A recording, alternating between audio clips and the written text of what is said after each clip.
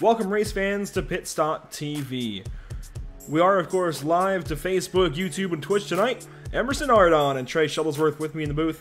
I'm Andrew Cardinale IV, and this is Pit Stop TV's live coverage of the SRCA Pro F2000 Series at Indianapolis Motor Speedway. We join you tonight from the virtual Speedway, Indiana for the final race in SRCA's Pro F2000 Championship. Indianapolis and racing, of course, go hand in hand. Since 1909, the world's fastest and most daring have taken to the long straights and low banks in Speedway to, hopefully, drink milk at the end of a hard-fought afternoon. Today, however, we slow things down a bit with the SRCA Pro F2000 send-off race as Aldis Puteklis claims his season championship, and we find out who can capture one of the biggest wins for the smallest of wings.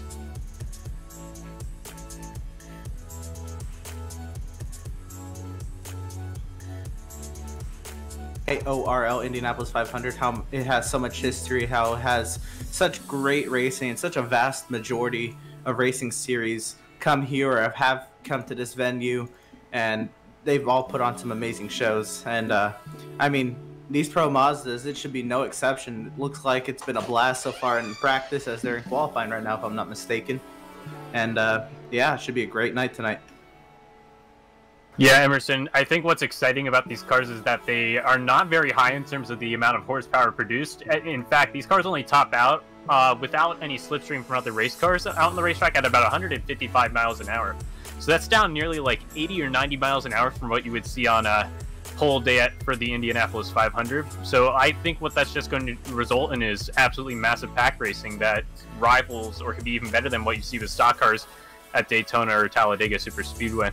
In fact, in practice, we've seen like 5 and 6 wide, and guys have been doing a pretty effective job of keeping it clean in practice. So I'm sure we'll see, you know, our fair share of big wrecks today when you have 20 guys that, you know, really don't have much separation. But I think that we definitely have the opportunity to see some very hard-fought racing here over 40 laps or 100 miles tonight. Absolutely. We do have a couple of things to look at and go over, kind of explain the situation here. Of course, the point standings coming into tonight. Aldis Puteklis has wrapped up his season championship, as I mentioned. He's got 60 points all the way back to Scott Mcintyre, who does move into second place as Harley Lewis falls down the standings after missing Montreal last week. He'll miss tonight as well. So Aldis Puteklis, far and away your season champion, but he could go up there and even up Harley Lewis as far as wins if he gets one today. Scott Mcintyre could then tie Aldis Puteklis if he wins tonight. He's at 380 to Aldis's 440. Then you see the rest of the point standings. Russ Addy could actually overtake his teammate Scott Mcintyre and move ahead of the driver with 2 wins. So Russ Addy could still get up to second place. And Elijah Gracia, I think, is just within striking distance of third, actually. So he could still move up a little bit as well. That said, he could lose spots below him. He's got John Morgan just 3 points back. Harley Lewis, who is not, again, is not racing tonight, isn't that far back. But then that just makes the gap from Daniel Falkingham up to Harley Lewis that much more tangible. So Daniel Falkingham likely going to get some more positions tonight. Ian Wilson comes in just a little ways back of those guys as well. And then you got Spencer Madden back there at 280 and Justin Ford at 253, making the back end of the top 10. Only 2 other drivers have a win in the season so far, those being Cole Freilich and Rick Ray Vaughn, both of which are in the race this evening. That'll wrap up the point standings, though, and we're already ready to go down the grid. So we'll go ahead and walk down your starting lineup, and for that, I'll turn it over to Emerson Ardon. Right on. So in row number 1, we'll have Rick Ray Vaughn, and starting alongside him will be Travis Bennett. Row 2, how about Cole Freilich and Noah Carmichael, a couple of our own guys starting there up towards the front. Row 3, Aldis Puteklis and Spencer Madden.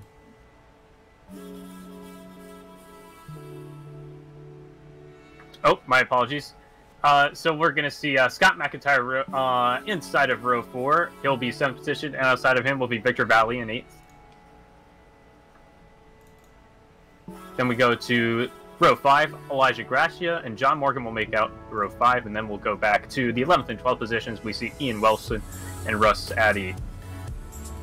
A little further back, you've got Mark Bredbender, Will Klein, 13th and 14th there, row number 7. Then it's Daniel Falkingham, Tom Mercier, row 8. Row 9 gives us Justin Ford in the 00 and Howie DeTrain, 34. And that rounds out your starting grid. All 18 machines ready to go at it for 40 laps. This does make this a Freedom 100 miles here at Indianapolis Motor Speedway. We're looking forward to going green here shortly. Quickly though, want to thank a couple of sponsors, the first of which is going to be a brand new one here at Pit Stop TV, and we're glad to have them along with us. Permanent Makeup and Cryo in Maine. When it comes to your appearance, you deserve the best care that money can buy. Here at Permanent Makeup and Cryo in Maine, the owner, Ashley Bullier, is a certified micro-pigmentation specialist who provides professional, safe, and personalized services. If you're looking for the best solutions for your permanent makeup concerns, please give us a call today to book a consultation. Ashley provides... Ooh, man, I am just not with it right now. Ashley prides herself, there we go, on giving personalized... individualized, superior cosmetic services using only state-of-the-art technologies and completely vegan pigments. However, what truly distinguishes Permanent Makeup and Cryo in Maine as a leader in the beauty treatment industry is our passion for helping people and an unwavering commitment to our clients throughout the entire procedure process. Love of beauty is taste, the creation of beauty is art. You can contact us at permanentmakeupinmaine.com or call/text us at 207-358-8683. Again, that's 207-358-8683. If you visit our Facebook page, Permanent Makeup and Cryo in Maine, you'll see that we do monthly giveaways.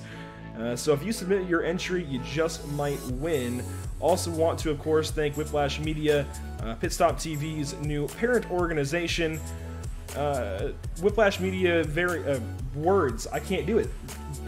Whiplash Media specializes in various sim racing resources, including paint schemes, stream overlays, iRacing camera packs, and more.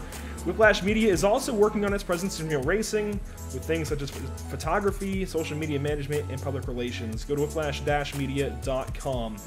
I can't talk tonight, guys, which does not bode well for the 40 laps ahead, but we've got these guys ready to go racing for 40 very close laps. We saw some pack racing in practice, we've seen it in testing throughout the week, and we've seen it before in previous seasons. These guys exiting turn number 4, Rick Ray Vaughn, a previous winner on the season, on your pole. Travis Bennett, a newcomer to his outside. They're out of turn number 4, getting ready to come to the drop of the green flag.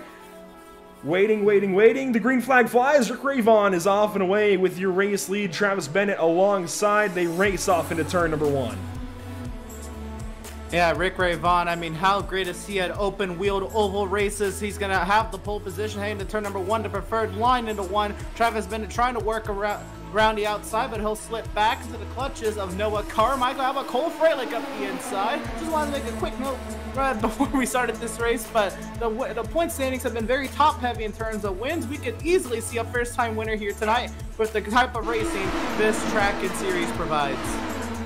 Yep, yeah, there's a lot of room for variability here tonight. Oh, and then we're looking already 3 wide. Cole Freilich, meanwhile, is looking on the outside of race leader Rick Ray Vaughn as we head through 3 and 4 here for the first time tonight.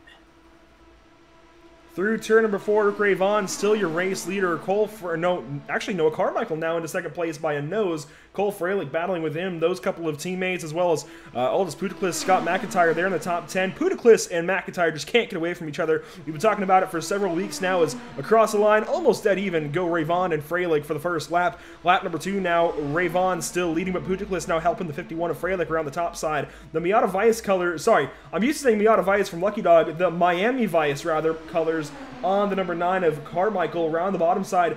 Our very own commentators taking part tonight. We've also got Victor Valley, Whiplash Media, and Pit Stop TV partner further back. Now you see Falkingham enter the fight. He goes to the top of the racetrack, 3 wide, trying to look for spots early on. Yeah, Freilich had the advantage heading down the back, but 3 wide in the turn 3. Ray Vaughn up the inside, fucking him around the outside. Who wants it more as he look to complete lap number 240 here at the Indianapolis Motor Speedway. Falkingham still working his way back on that outside lane. He's falling back a little bit in these corners. Watch for the run here down the straight. We come to the completion of lap 2 here, and we have guys that are looking potentially 3 wide. I'm not sure. Oh, that's Noah Carmichael here, looking to the inside of Ray Vaughn. We're 3 wide for the lead as we head into turn 1 here at Indianapolis. Almost 4 wide behind them. So Falkingham is going to drop off, and and now we're looking 3 by 3. It looks like we're here pacing for the Indianapolis 500 here between the top 6. So I thought we were going to see some tamer action here early on, but these guys really wanted to go for it pretty early here, it seems, as we head down the back straightaway. Carmichael and Rayvon battling for the lead.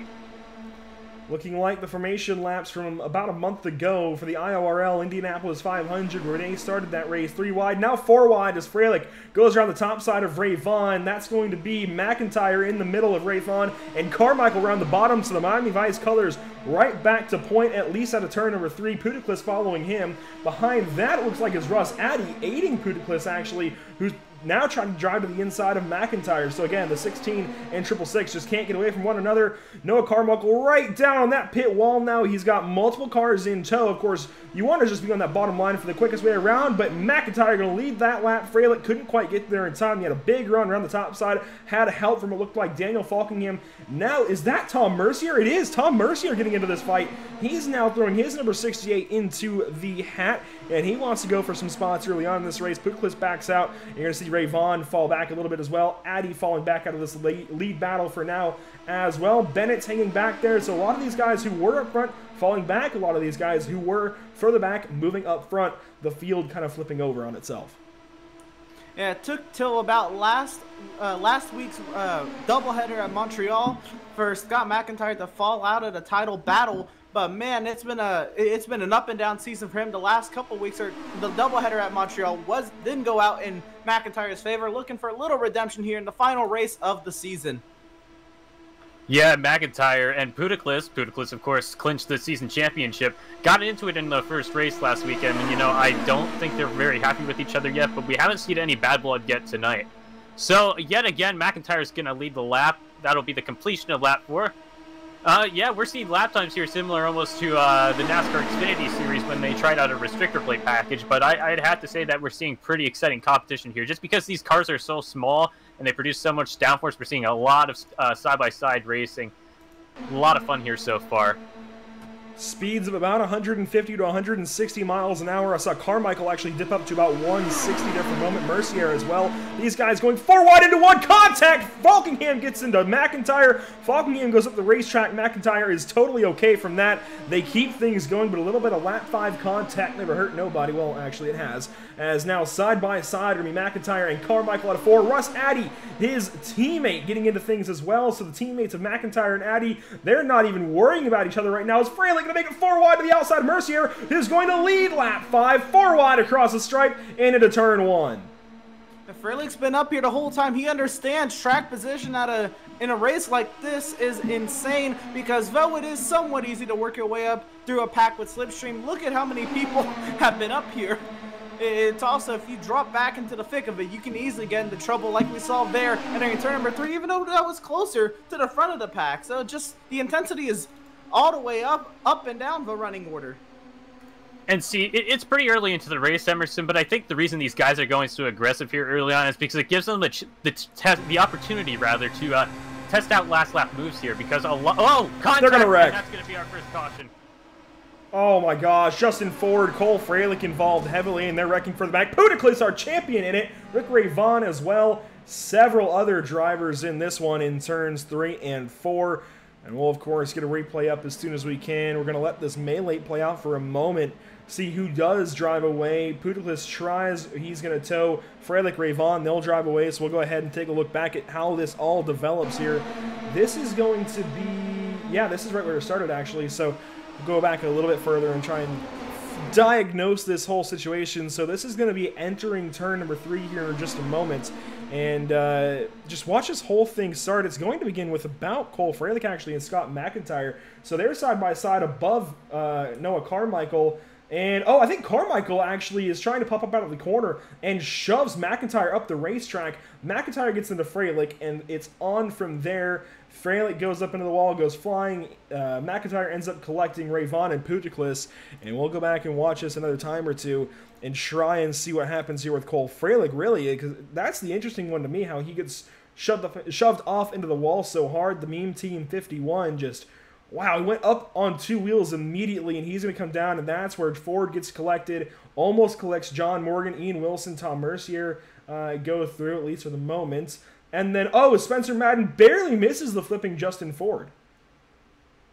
Just absolute carnage there coming off of turn 3. I think, yeah, Carmichael just thought maybe he was not cleared up, but clear up a little bit so he can have a better arc into 4, and it just all went so wrong so quickly. Definitely was not intentional on Carmichael's part, but just, you know, that's kind of part of it, you know, such close quarter racing, or close wheel racing, and it's just very hard to tell in a situation like that, and it took out a lot of good cars. Thankfully, there's one faster pair available for these drivers, but now they have to drive a little more careful for the rest of this 40-lapper. I'm sure they'll have some company at the back of the pack. I saw probably a little less than half a dozen guys that were hanging a couple seconds back from the lead pack, still able to stay in the slipstream, but they know that, you know, this is a race where we're probably going to see a lot of incidents, despite the fact that it's only 40 laps, just because these cars are so tight out there on the racetrack. So just a couple of updates on guys that suffered a lot of damage. Cole Freilich, Rick Ravon, Oldest Puticlus, all got down to pit road. So Ravon and Freilich did take a quick repair. It looks like they're good to go. I'm a little concerned that Puticlus, for some reason, did not utilize his fast repair. Either that or he towed to pit road. And we're waiting. He did tow. Okay. So he will get a fast repair, but unfortunately he is going to be 1 lap down when we resume, at minimum. Yeah, so you already see Puticlus 1 lap down. He finally rolls away. He gets that fast repair, finally completes that tow. So the Latvian, who is about to move into Germany, actually, from the UK, mixing things up there in Europe. We wish him the best of luck with that new opportunity for him and his life and family. As, I mean, we've gotten used to saying the Latvian who now lives in the UK, but now we have to get used to saying the Latvian who lives in Germany, which is going to change things up a little bit. But regardless, Aldis Puticlus will be your champion here on the season, and he did it in style, really, just winning, well, let's see, 3 races. He didn't win for a while, actually, though. Between, I forget where his previous win was, the second win on the season, and Montreal last week, winning race number 2.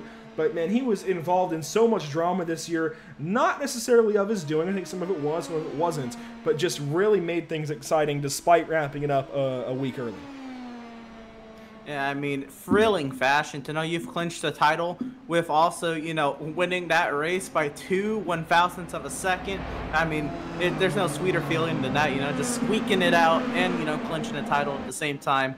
Oh, there's a race off pit lane here. Falking just trying to beat the pace truck out. I think he did. Barely makes it. We can flash those standings up one more time here. We can show Puticlus. I mean, he wrapped things up, and this was really all done in these last few races. The points battle was really close, at least between the top 2 or 3. And actually, I think Harley Lewis is right there with him, if not in front of him, before Harley had to depart from the series. So it wasn't always Puticlus's championship, but he ends up defending last season's title with another outstanding one this time around, and well, we're gonna have to look and see if he can do the three-peat here in the fall when these guys come back. I do also want to talk about when these guys come back with a new car. We have a nice little comparison that I threw together earlier on. We're running currently the Legacy Pro Mazda, about 240 horsepower in a Mazda rotary engine, which I actually didn't know until today. 13x9 front wheels, 13x11 rear, and of course a 6-speed sequential. That is about the only thing staying constant between these two. I think they're different models of transmission, but still a 6-speed sequential. We're going to be going to the Indy Pro 2000 Pro Mazda 18, a 2-liter, 275 horsepower Mazda engine with a little bit wider wheels, actually, 1 inch wider both front and rear. Going to give these guys a little more mechanical grip, in addition to, I think, a little more aero grip, possibly. I think they got about the same front wing, but a different rear wing on those cars. Regardless, definitely going to change things up. About 35 more horsepower, some more mechanical grip is really going to make things interesting when these guys return here later on this year. That said, we're already going back green flag.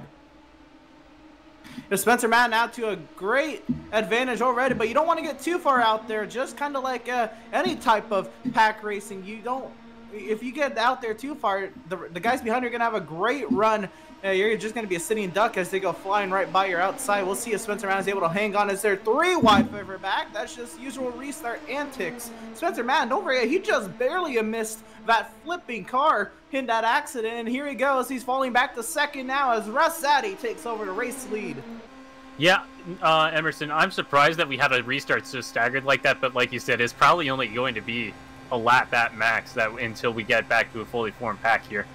pretty interesting to see Spencer Madden. He had a pretty solid restart. We saw him go near the top of the pack. He's kind of cruising right now. He went to the top side, and he drops down to about the 6th position for now. So he's in between the lead pack and the second pack, but these guys are going to begin to tighten up right now. As we ride on board with Tom Mercier, he's the only guy out there on the outside right now. He has Spencer Madden about a half a second behind him, so he doesn't have too much help, but he's doing pretty solid there without having too much help on the outside. He's starting to gain. He's alongside the second-place car, Scott Mcintyre, as we head into turn 1. Side by side go Mcintyre and Mercier. Now watching from Spencer Madden's machine as he actually went a bit wide through one. That allows Puticlis through. He moves up into that second position on the outside lane. That's going to be about 5th on the racetrack. Lets Freilich go on by as well. So issues here for the number 6, moving in the wrong direction. I believe he did stay out. He did stay out under that caution flag. So I have to wonder if it has anything to do with that. Of course, he could be now playing a bit of a fuel game because I don't think these guys are totally good at the end of the race on fuel. As he goes to the outside through turn number 3 now, he's definitely giving up spots intentionally right here. We might have an issue for the number 6. Yeah, it's going to be hard to tell, but I think it also would just be good to kind of fall out of that pack that's quickly forming up with a lot more race cars up there. We just saw what happened when cars get close to each other. And it's not that bad of an idea. I think Falkham's also lost the lead draft. He's quite a ways off the pace. So as we head into turn 1, the battle is going to be between Cole Freilich. He's back already from that quick repair and that massive shunt in turns 3 and 4. He's alongside the outside in that meme team machine. So he's currently battling for the lead as we head down the back straight with Russ Addy. And now we're seeing tandems here on the inside and the outside line as we have two guys. They're not physically pushing the cars, but they're right in there behind that bubble of air.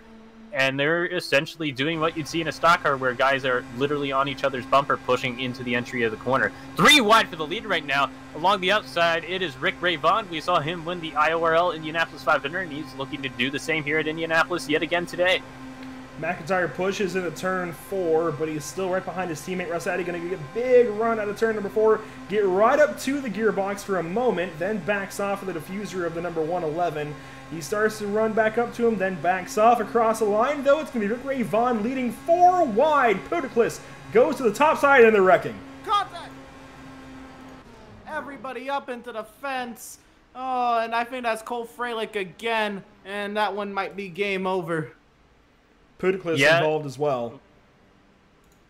Indianapolis is a game of risk and reward, and sometimes, you just don't get the payout you're looking for, and unfortunately Spencer Madden's going to be gone here before halfway at Indianapolis.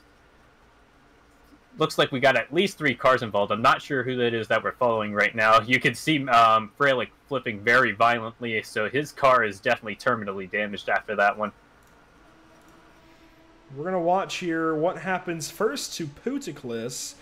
And that kind of is going to explain the rest of what goes on here in turn number 1. So Freilich and Ray Vaughn actually make contact. Freilich just moved up the racetrack and was not clear. And that turns Freilich into Puticlis. That sends the 666 and the 51 pirouetting just a bit. Freilich there comes to rest. Says, ooh, man, the number 10 of Breadmanor almost hit the 666 of Puticlis. But finally, Falkingham comes through there. And what do you say we go on board here with Cole Freilich? Watch us all develop and try and diagnose things a little bit more. So again, Freilich is going to move up the racetrack here out of almost into turn number 1 and kind of clip Rick Ray Vaughn. You see Ray Vaughn coming alongside his right side now. That is the number 3 of Rick Ray Vaughn. And just into 1, Freilich just moves up the racetrack and ends up clipping him and goes for a wild ride. Not as big as our first incident, but still equally, I think, as dramatic here, at least for Cole Freilich and Aldous Puticlis and the others involved. I think Rick Ray Vaughn, wadded up in turn number 1. Can't be happy about that. Otherwise, I think everybody got through. I think it was just a 3-car incident. Yeah, unbelievable how it did not collect more cars, though. They all did wash up the track. That is just 3 big names right out of the running of this race. Ray Vaughn actually in the pit lane. Maybe he can get this thing fixed up. It won't be perfect, but maybe it can still be something to contend with. We'll have to see how repairs go in a few laps' time. My concern is that with these guys maxing out, the cars at top speed all the way around the racetrack, is that like any deficiency in the race car is basically going to mean that you're not going to be able to keep up. Even if, you have a front or rear wing that's moderately damaged, it's really going to take away your straight line speed here at Indianapolis. Absolutely. I'm going to check into our YouTube and Facebook chats real quick, see what everybody's saying.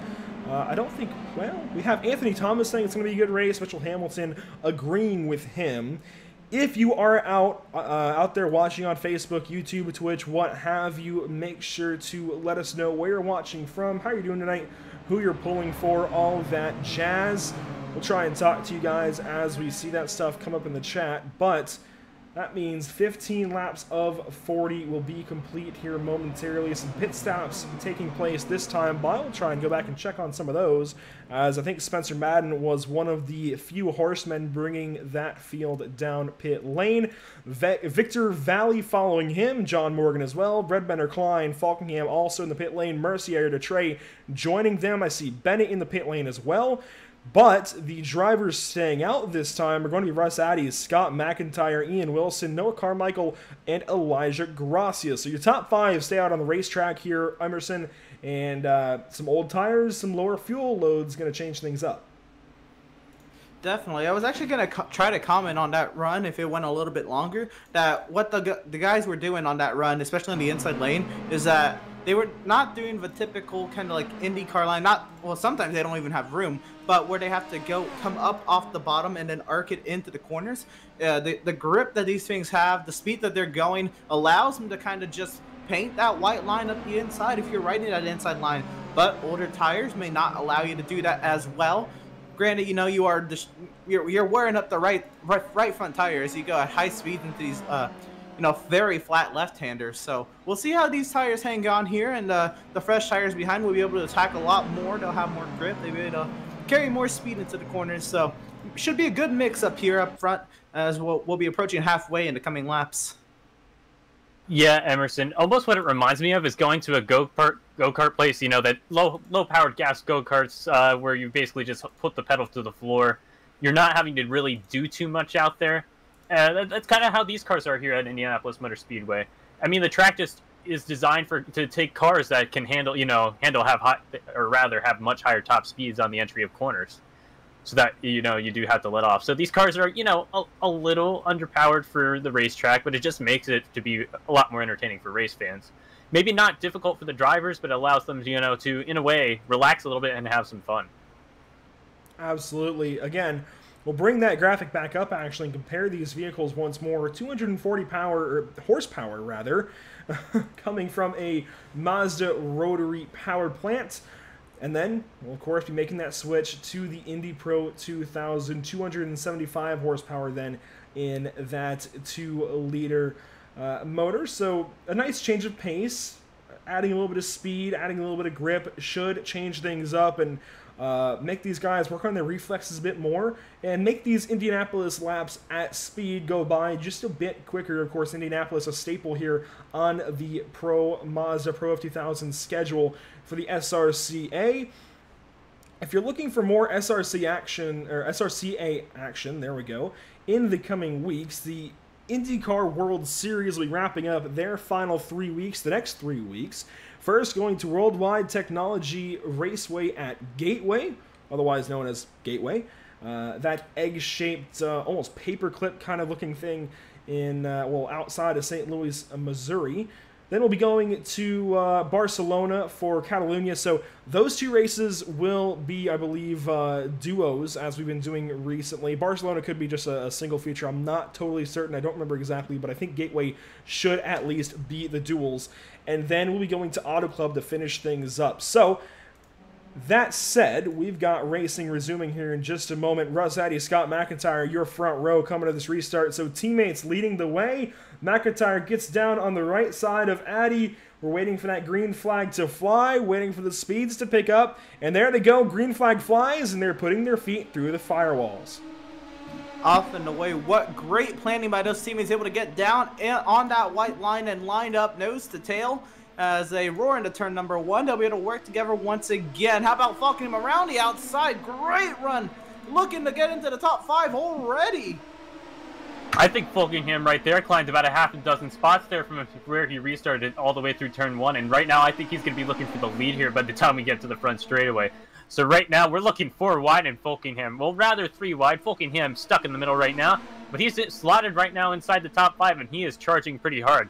I do not think that Haas-inspired livery, I don't think that car has utilized a fast repair yet tonight, so he can push here, and I think he'll be okay as long as he can get back to pit road after an accident. Whoa, he almost takes out the right rear of Mcintyre right there. He was going to swing down into the apex there, into the racing line in turn number 4 behind Mcintyre. The Mcintyre checked up for his teammate, and he almost right reared the number 16. Now John Morgan with a big run. He's going to move into P4 over Noah Carmichael. He'll follow up behind Falkingham, who now is alongside with Russ Addy. Other cars entering the fray are Ian Wilson, Travis Bennett, and Elijah Drew Gracia. In the number 14, finally making his way up into now 8th place, looking to go a little further up, almost halfway in this event, as Emerson mentioned not so long ago. Let's see, we've got Aldous Puticlis, Cole Freilich, Rick Ray Vaughn. They are all parked and out of this thing, but all the way through 15th place, all the way through Justin Ford, these guys are all still on the racetrack.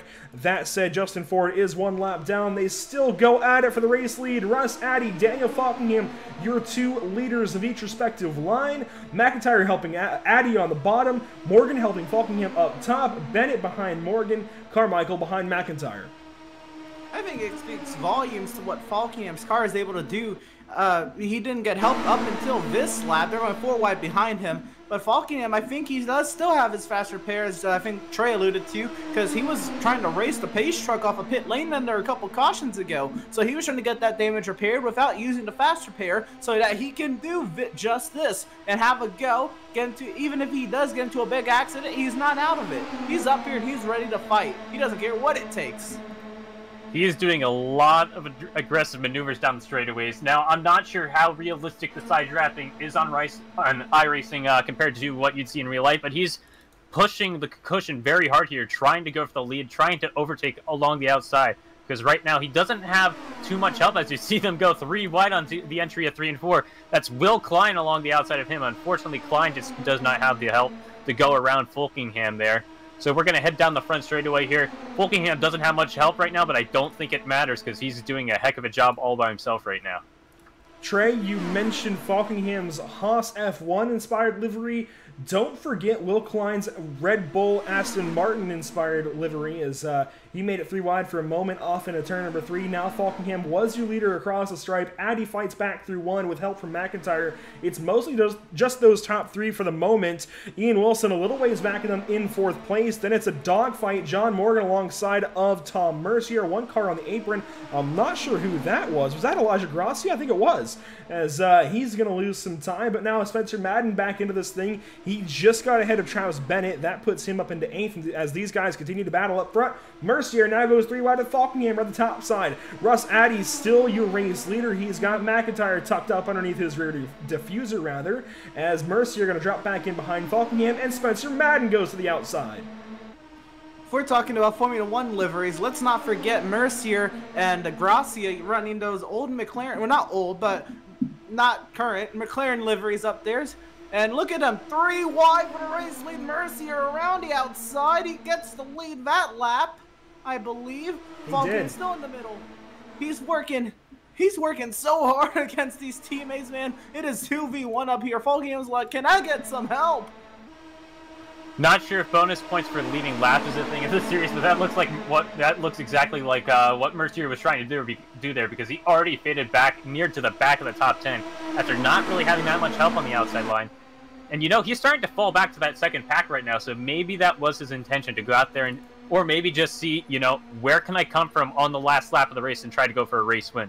I mentioned that a little bit earlier, and that's something that's very useful in a race like this, where you can really mimic what's going to happen on the last lap of a race. I mean, we even see it sometimes in the Indianapolis 500, where guys will, you know, near the later stages of the race, try things out to see what's going to work on the last lap. How late can I pull out at the last second out of line and try to go for the race win if I'm in 2nd place?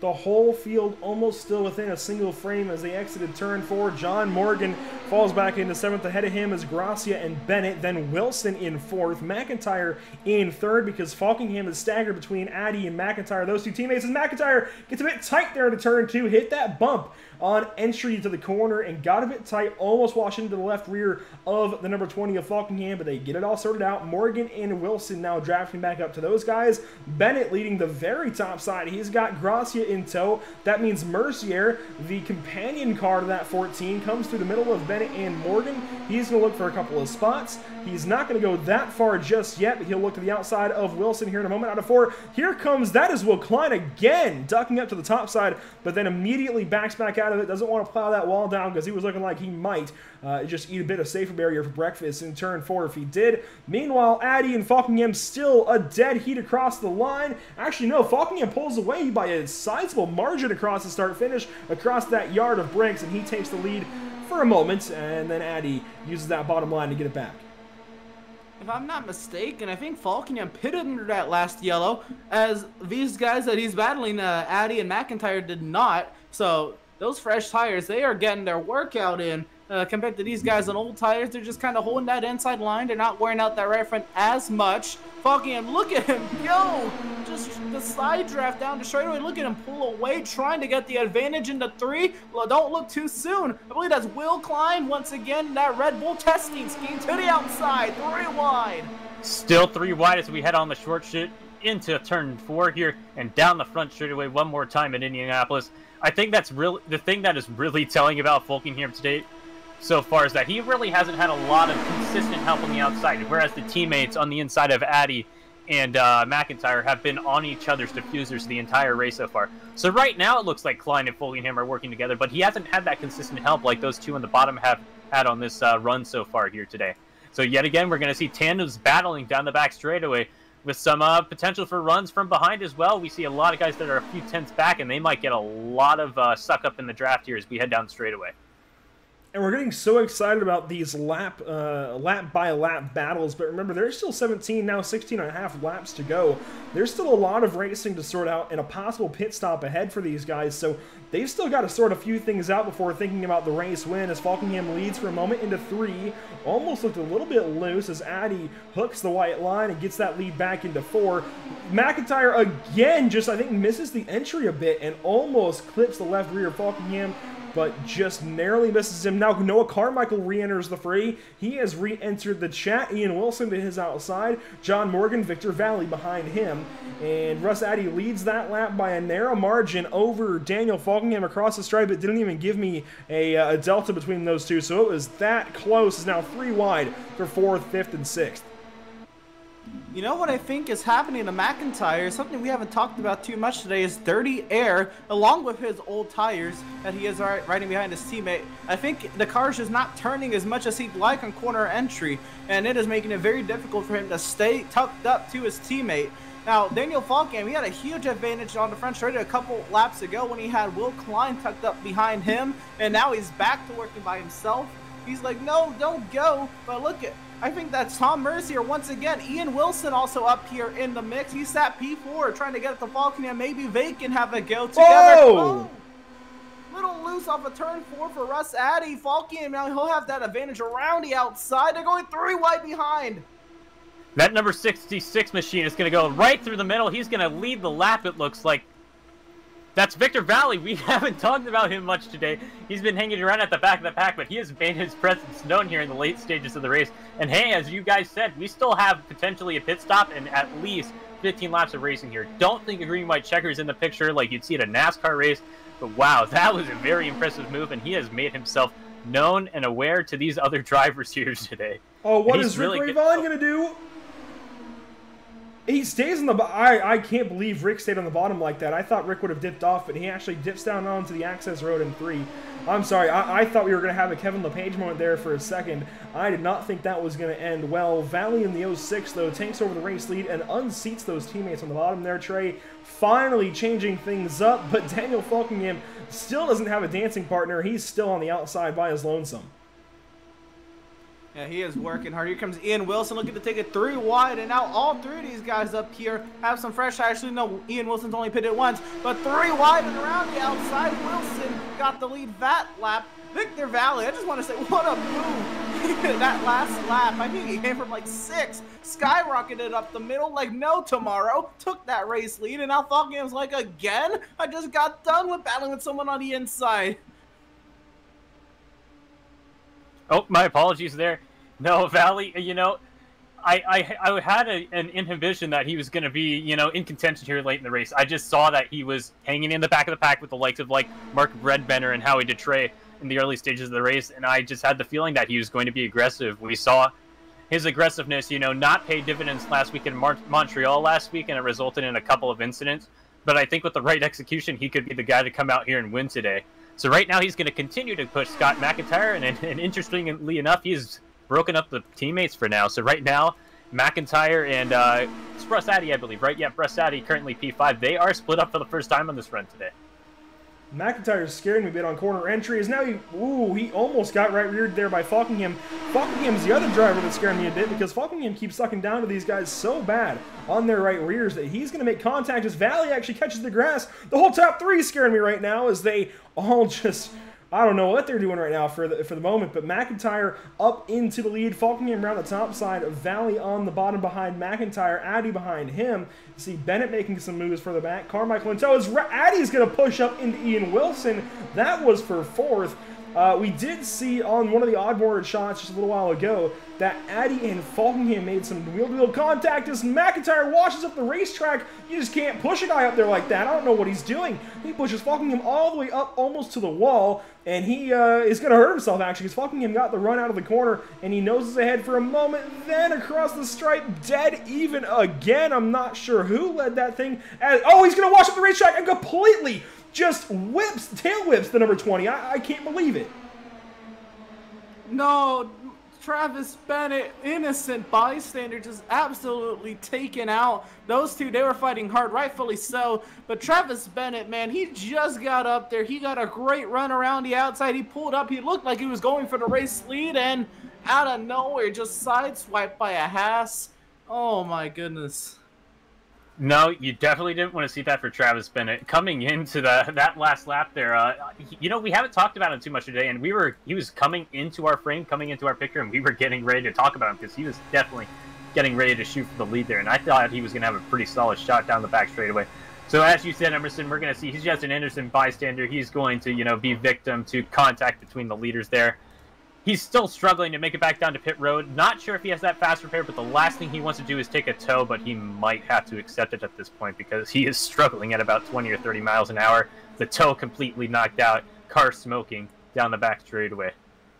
I don't always like to play into these sorts of things, but what I need to call more attention to here is Scott McIntyre. We're going to watch this a couple more times, and I just want you to watch the number 16 on the bottom side because he absolutely... he right rears, but in a different way. He right rears Falkingham into one, and I've never seen anything like it, and I have to wonder what stewards are going to think of that, because we should have the live steward as usual here, Nate Stewart, and I'd have to imagine that something will be called about that, because Scott McIntyre deliberately goes up the racetrack and whips the 20 of Falkingham, and you know, we were watching him kind of slide up the racetrack on entry earlier on, but that was when he was tucked up behind his teammate Russ Addy. And there's the excuse of, you know, dirty air, old tires, you know, maybe not seeing the apex of the corner.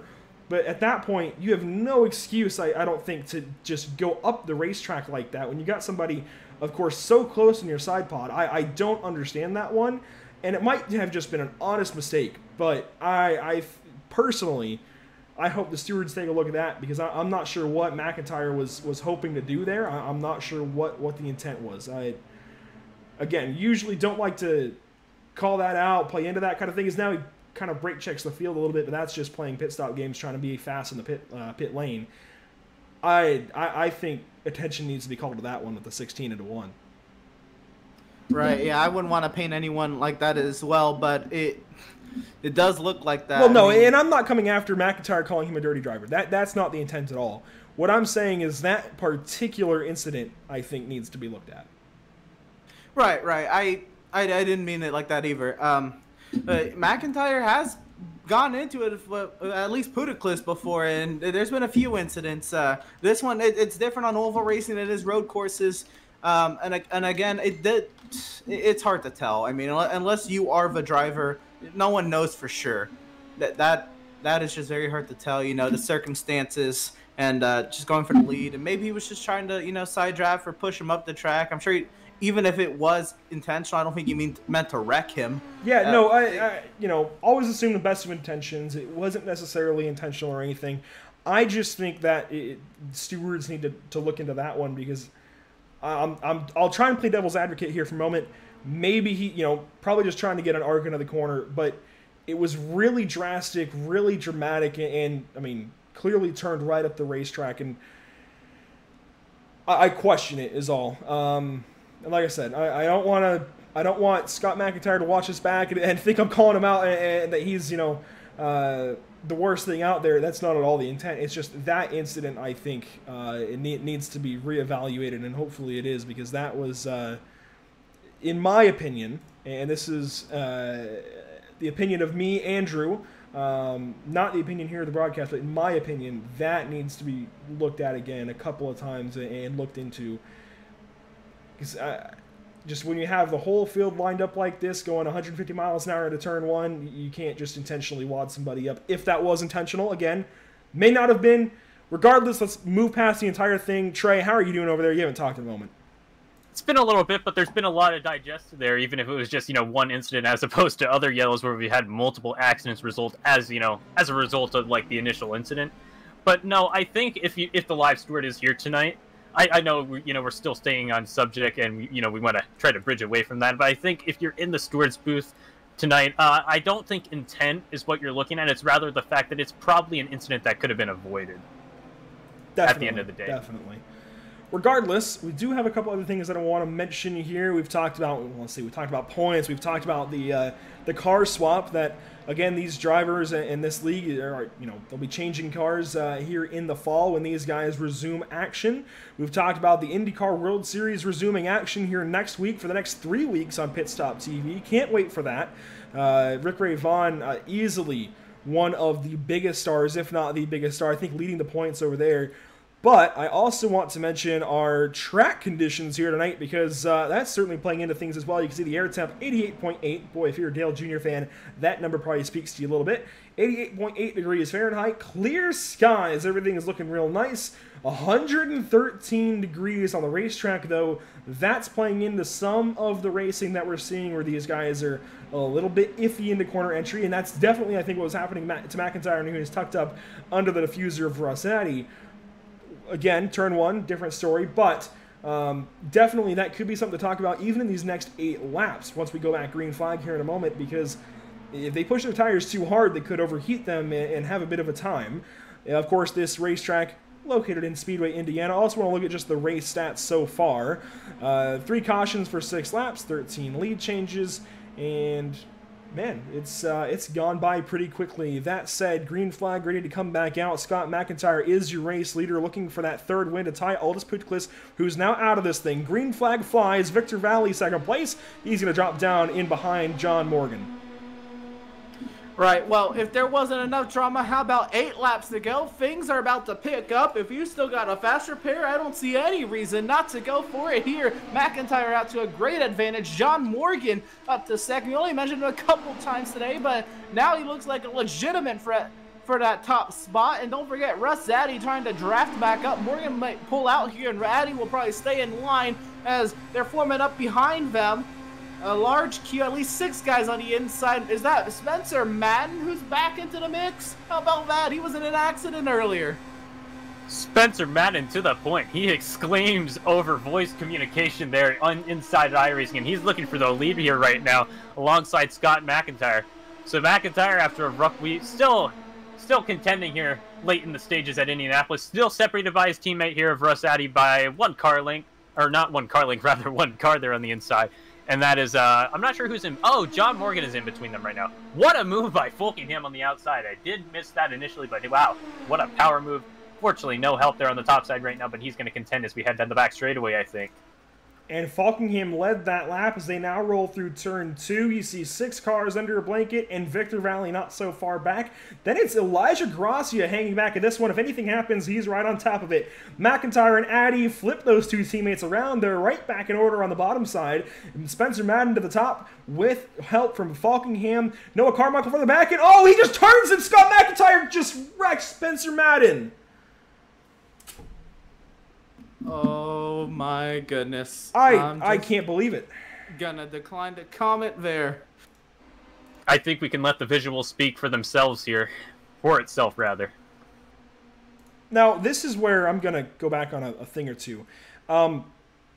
This, to me, and we're going to diagnose this a bit more, dissect it a bit more, and see what all happens, because this is still very early on. I don't think this is any kind of intentional wreck. I think this is Scott McIntyre trying to get an arc into the corner, but you can't do that. There's a car there.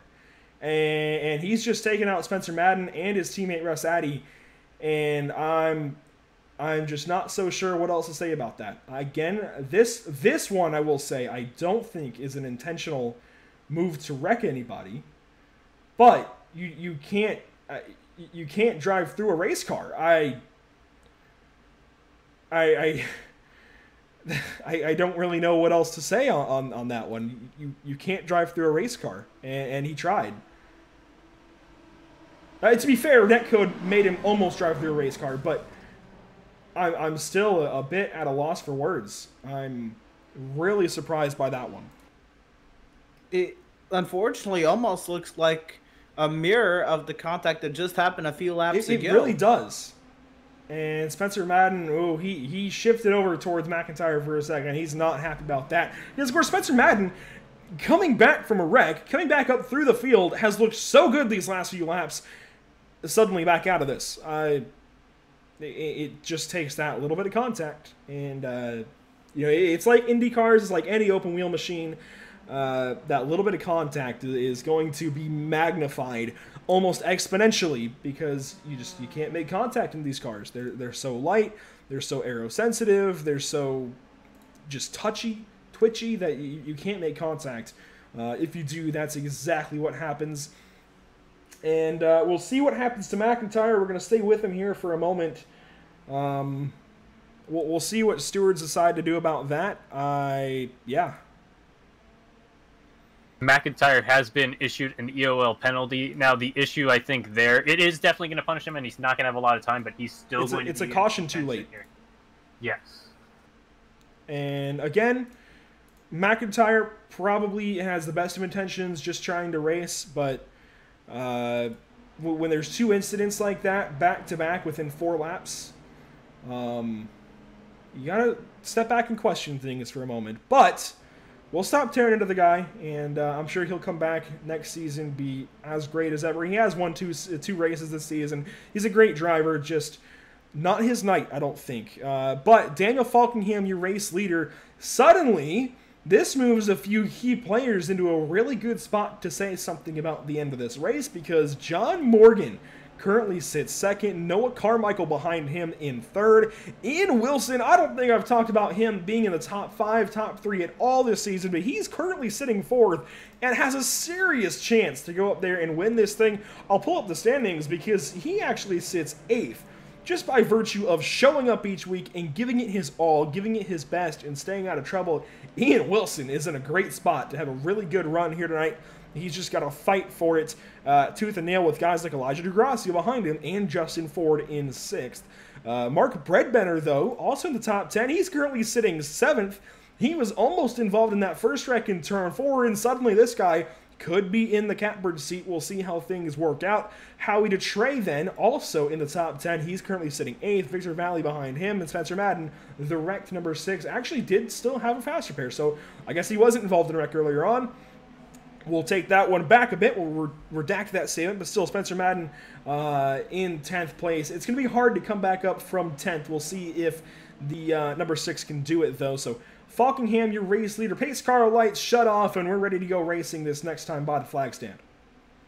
Right. I have to correct that statement, right? Because Spencer Madden almost got into the accident. That's right. Narrowly missed. He narrowly missed Justin Ford, I think it was, who was flipping up the racetrack. Right. So if we look at this, what is it, top 10 or what? Spencer Madden's 10th. I mean, or Scott McIntyre's 12th. How many drivers besides Daniel Falkingham are up here that haven't won a race this season? This could get intense. Absolutely. Oh. I quickly want to interject, and I'll let you go, Trey. Puticlus, Aldous Puticlus, we've been going to him, of course, I think first after incidents with Scott lately. If you're on YouTube, or if you can get over to the YouTube chat, definitely go over there, because he chimed in, he gave his thoughts. We'll leave it at that one. We love to hear Aldous' side of things. We got to get Scott in TeamSpeak, though. We got to talk to Scott and get his side of everything that's happened lately. I don't see him anywhere. Yeah, he's not there with us tonight.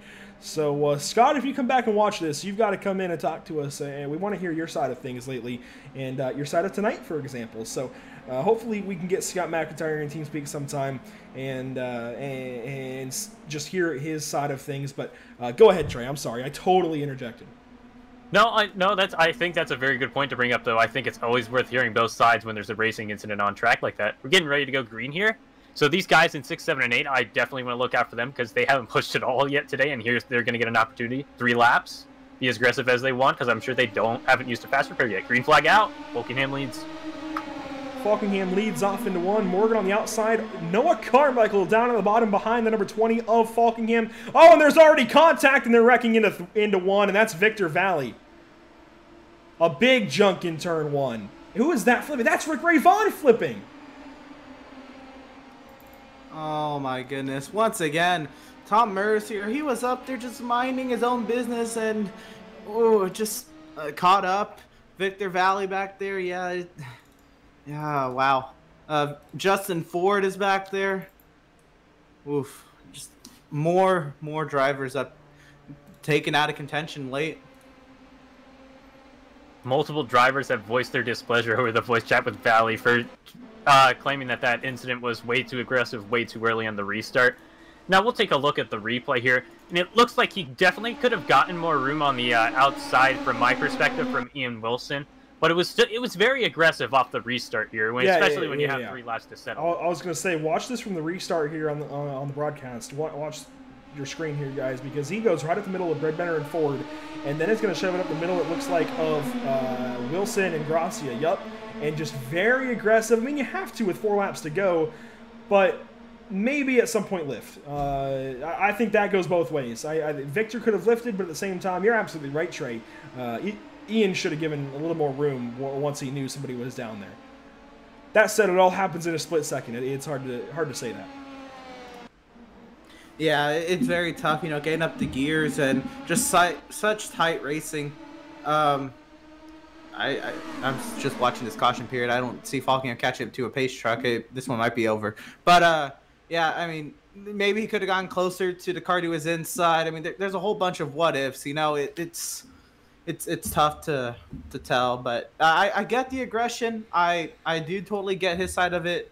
But, wow, just, one little thing could have, still had him in contention. We could have been finishing this race under green. Well, yeah, we can't let this completely dim our moods here, because this has been a really great race up until these string of wrecks here, Trey. Just unfortunately, things have gone off a bit.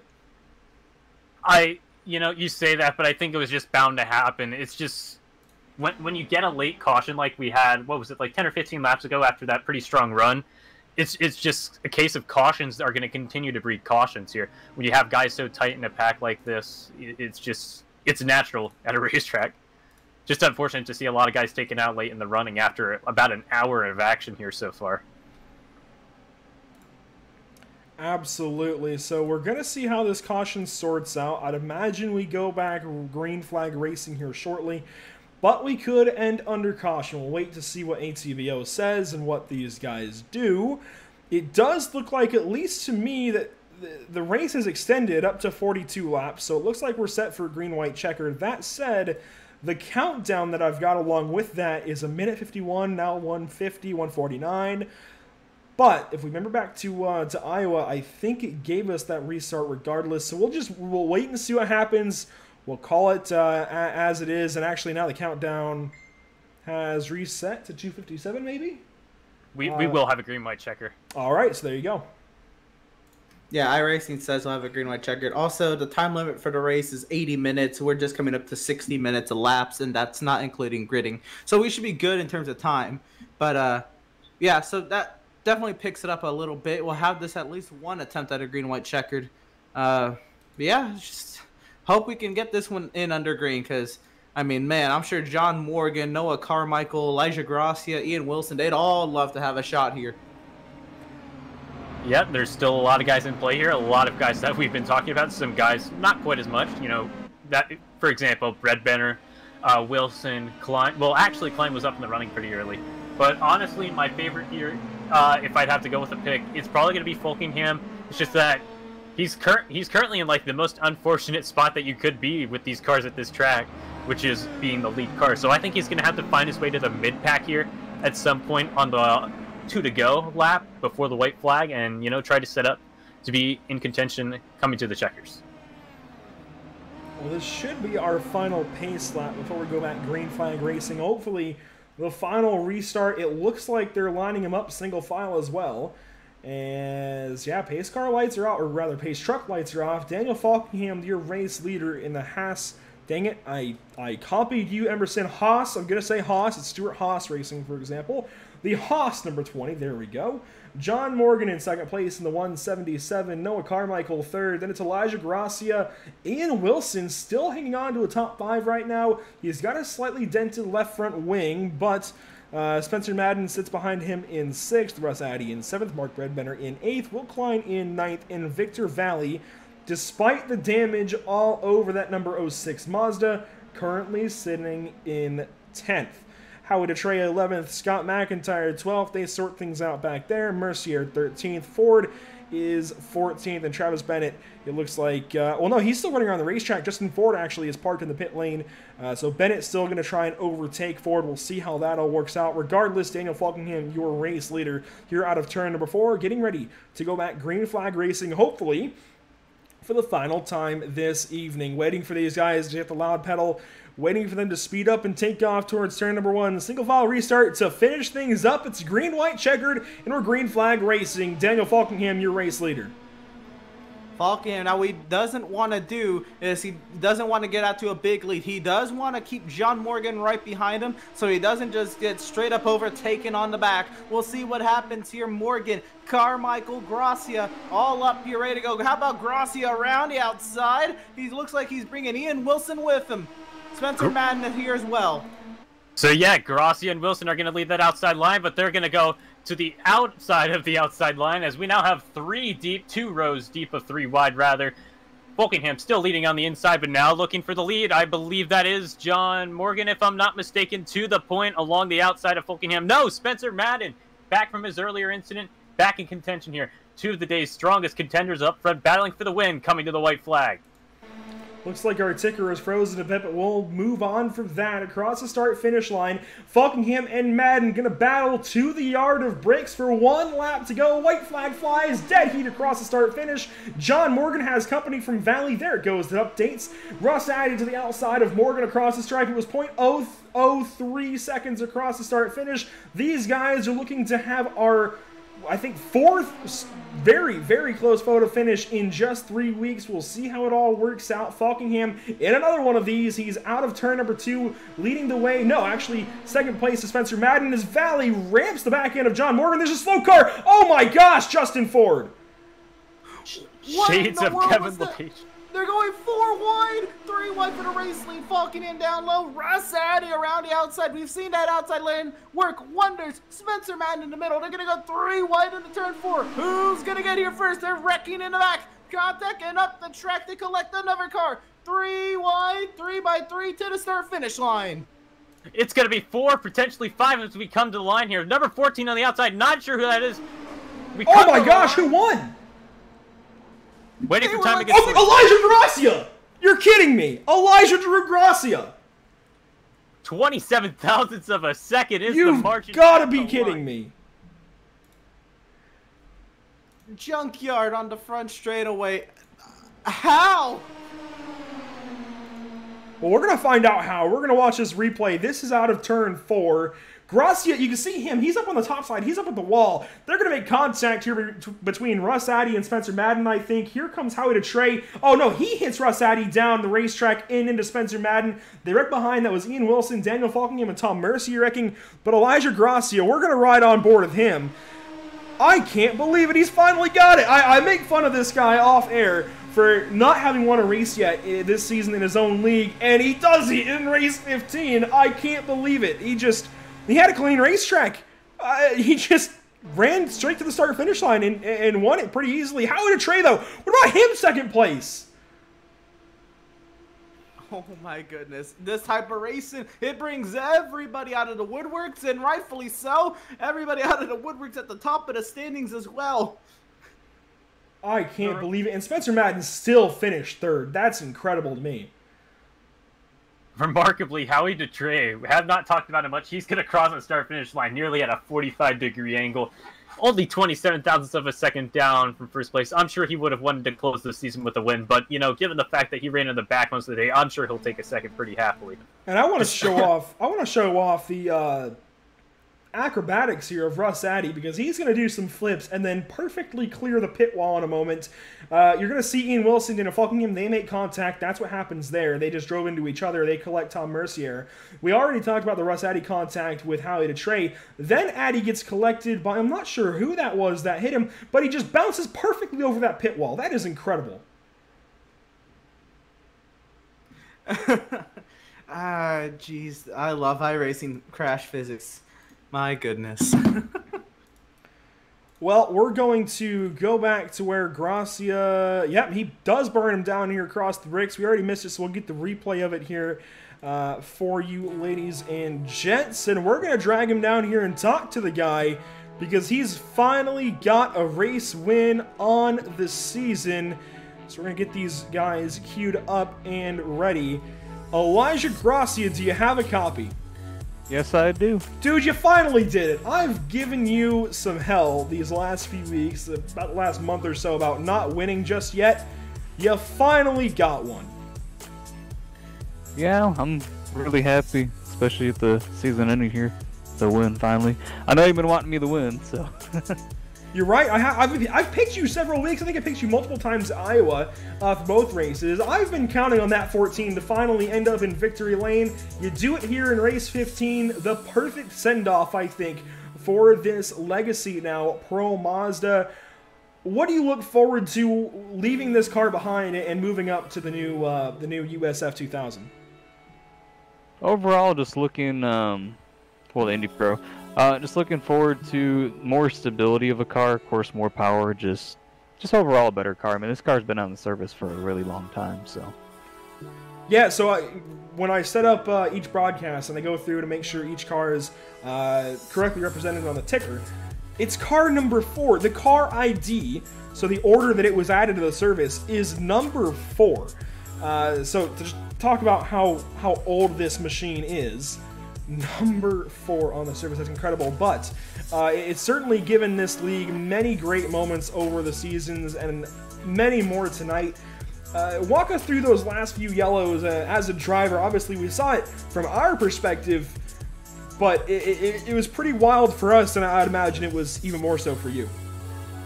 Yeah, I was just biding my time. I knew, especially how big the draft is with these little cars, it was going to be... You're going to have to get a run off the final corner to make that, you know, the best line there, so that's all I could really do, and it worked out. So, well, it works out perfectly. You get the race win tonight. Who do you have to thank, and how much are you looking forward to next season? Gotta thank you guys for broadcasting. I gotta thank all the guys coming out every single race for racing. It's been 4 good long seasons. Gotta thank my buddy Anthony from work. He's been watching this, so he was excited I won, and everybody that watched. So overall, really good night and a really good send-off for this old car. So absolutely. Elijah, thanks for your time. Hopefully we're talking to you in the next 3 weeks in the IndyCar World Series, but for now, have a great night. Thank you. So that's Elijah Gracia, your race winner. We had Howie Detrey for a moment. It looks like he's stepped away. So I'll turn it over to Spencer Madden then, finishing up P3, and I'll turn it over to Emerson Ardon. Spencer Madden, you got a copy? Yep. Well, what a race. First I want to talk to you about that first accident in the race where you nearly avoided a flipping car. What's going through your mind, and how did you do it? Honestly, I don't remember what wreck you're talking about. Fair enough. There's quite a few of them. All right, but nonetheless, what was the strategy coming in here? Right in the back and wait for most of the people to wreck, and then start racing at the end when there was less people. Looks like it got a little racy up there, even with less people. What could you kind of see about your competition as you got closer to the front? The intensity started to ramp up, obviously, with less laps. But what could you kind of see from your point of view as they all kind of eliminated themselves out in front of you? Well, I knew that I did not want to be on the inside having the finish, because you just don't get a run off the corner at all. I mean, they were going 4 and 5 wide up in front for no reason. I just wanted to stay out of that. Right. Well, I don't think you really did there on that final restart. Kind of walk us through your actions on that final restart, and how were you able to actually squeak out a third place finish? I just wanted to make sure I was not on the bottom, and I wasn't expecting there to be people getting such huge runs there coming to the finish line, but I'll take third. I avoided most of the wrecks. I think you did. It was quite fun to watch you. Do you have anybody to shout out kind of for the season, the way it's gone for you? Today's third place finish. Anybody you got to thank? No. Right on. All right. Well, we thank you for joining us here for an envy here. Congratulations on your third place finish, and wow, it was a fun season, right? I guess. On that note, I'm going to turn it over to Trey Shuttlesworth, who is going to have our Season 4 champion here in the SRCA Pro F2000 series. It's Aldous Puticlis. Trey, take it away. Oldest Puticlis, do you have a copy? Yes, I do. All right, pleasure to be speaking to you again for the second week in a row. So, you know, you did finish dead last year today, but yeah, fortunately enough, you were locked into the points championship. Probably wish you could have gotten more laps out there and had a little bit of fun, given you know, all of the pressure was off tonight. Oh yeah, definitely. I felt that I could do it. It just was twice unlucky, really. Not by my own making. It was just caught in accident. I couldn't do anything about it. On the second one, I just tried to overtake everyone to get my lap back, but that didn't work out. No, that's just a product of this car at this racetrack with the packs that, you know, come as a result. So this is the last race in the series with the Legacy Pro Mazda. How much are you looking forward to the new one to be introduced next season? Well, I'm not sure I will make the next season because I'm moving to Germany, and so at the first moment it will be the actual move. So I will not have my rig for a while, and after that, will be another hour difference in time. It's already at the moment is 1:30 here, so that would be 2:30 over there at night. So you know, I have to check if I can manage it work-wise and everything. If I can, then I'll do it, but we'll see. No, that's a good point. Definitely admire the guys from all across Europe that participate in American-based racing leagues on iRacing. Otherwise, any sponsors you want to thank for your effort? Friends or sponsors you want to thank for your efforts tonight? Oh, definitely to Elijah for the league. It's really great league. It's really great bunch of guys. You know, it's always that's why I was racing it. Not so much for winning it or whatever, but just to have fun with guys here. And to you guys for broadcasting it as well, and to my Kinetic Team Racing. All right. Yep, thanks again, Oldest. It was a pleasure to talk to you again. So that's your Season 4 champion, Oldest Puticlis. He's going to finish to 9th and 18th position, but he does pick up the season championship.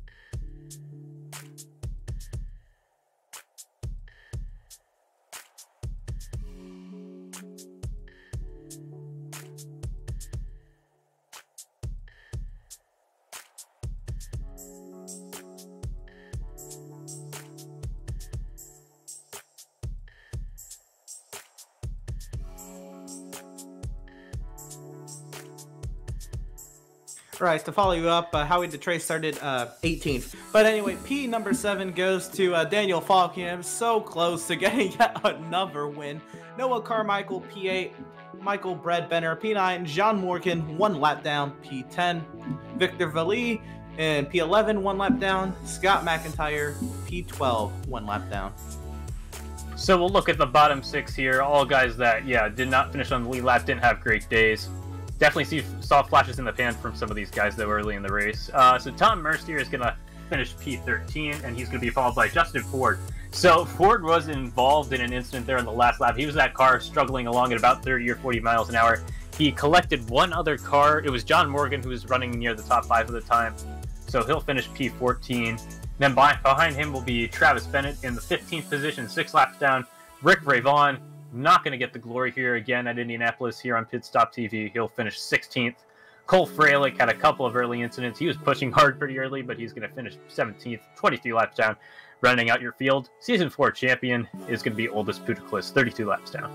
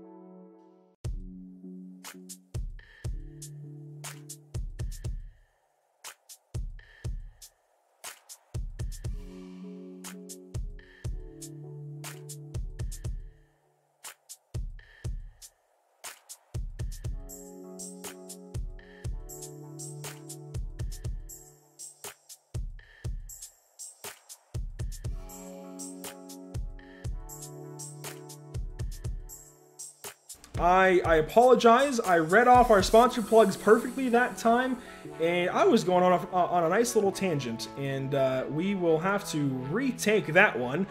Want to just quickly thank Permanent Makeup in Maine. Not going to go into the full listing there. Make sure to contact Permanent Makeup in Maine if you're in that market, if you're looking to get some procedures done, be it just your eyebrows, some cryo fat treatments, what have you. Make sure to contact them. The phone number for them, 207-358-8683. You can also go to their Facebook page, enter in their monthly giveaways. You can also go to permanentmakeupinmaine.com for more information. Get in contact with the owner, Ashley Bullier. And they've even got, I don't know how to say this necessarily, but a male specialist, if you will, Evan Bullier, her husband. So you can contact them over in Maine, get your procedure dealt with, and they're going to take great care of you. Also want to thank Whiplash Media, you saw the logo up there, for just being a great partner, a great parent organization. That's going to do it. That will conclude our coverage tonight from Indianapolis for the SRCA F2000 series, or sorry, SRCA Pro F2000 series finale. Pit Stop TV thanks you for tuning in and joining us for tonight's action, and we hope you enjoyed today's broadcast. Join us again next Thursday evening when the SRCA IndyCar World Series visits Worldwide Technology Raceway at Gateway. Make sure to follow us on Facebook at www.facebook.com/PitStopTV, on Twitter at PitStopTV_, on Twitch at www.twitch.tv/Pit_Stop_TV, and on YouTube by searching Pit Stop TV. For Emerson Ardon and Trey Shuttlesworth in the booth, I'm Andrew Cardinale for Pit Stop TV, and we will see you next time.